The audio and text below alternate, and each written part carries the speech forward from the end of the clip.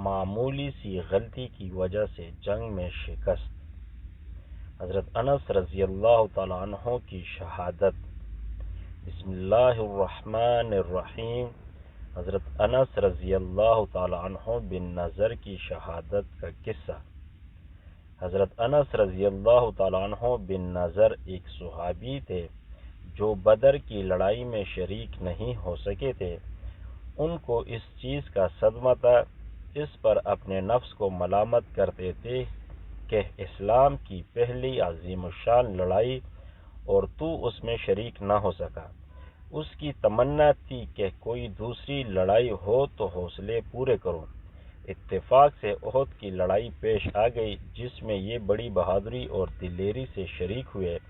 احد کی لڑائی میں اول تو مسلمانوں کو فتح ہوئی، مگر آخر میں ایک غلطی کی وجہ سے مسلمانوں کو شکست ہوئی۔ وہ غلطی یہ تھی کہ حضور اکرم صلی اللہ علیہ وسلم نے کچھ آدمیوں کو ایک خاص جگہ مقرر فرمایا تھا کہ تم لوگ اتنے میں نہ کہوں اس جگہ سے نہ ہٹنا، کہ وہاں سے دشمن کے حملہ کرنے کا اندیشہ تھا۔ جب مسلمانوں کو شروع میں فتح ہوئی تو کافروں کو بھاگتا ہوا دیکھ کر یہ لوگ بھی اپنی جگہ سے یہ سمجھ کر ہٹ گئے کہ اب جنگ ختم ہو چکی، اس لیے بھاگتے ہوئے کافروں کا پیچھا کیا جائے اور غنیمت کا مال حاصل کیا جائے۔ اس جماعت کے سردار نے منع بھی کیا کہ حضور صلی اللہ علیہ وسلم کی ممانعت تھی، تم یہاں سے نہ ہٹو، مگر ان لوگوں نے یہ سمجھ کر کہ حضور صلی اللہ علیہ وسلم کا ارشاد صرف لڑائی کے وقت کے واسطے تھا، وہاں سے ہٹ کر میدان میں پہنچ گئے۔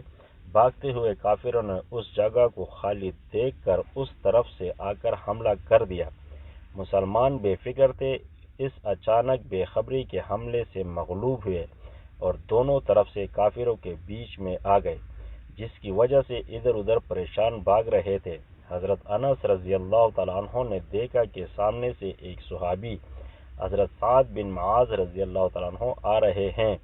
ان سے کہا کہ اے سعد، کہاں جا رہے ہو؟ خدا کی قسم، جنت کی خوشبو احد کے پہاڑ سے آ رہی ہے۔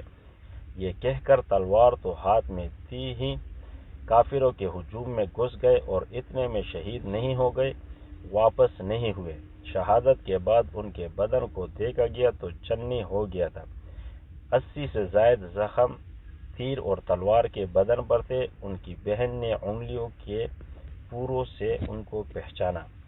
فائدہ: جو لوگ اخلاص اور سچی طلب کے ساتھ اللہ کے کام میں لگ جاتے ہیں ان کو دنیا میں ہی جنت کا مزہ آنے لگتا ہے۔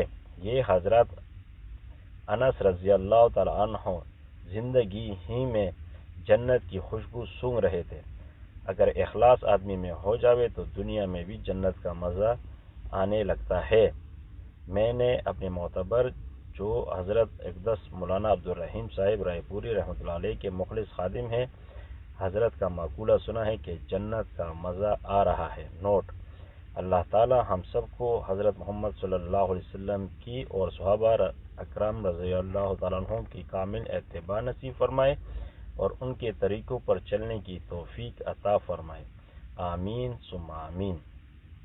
حضرت شیخ الحدیث مولانا زکریا صاحب کی کتاب شیخ الحدیث کتاب فضائل اعمال سے۔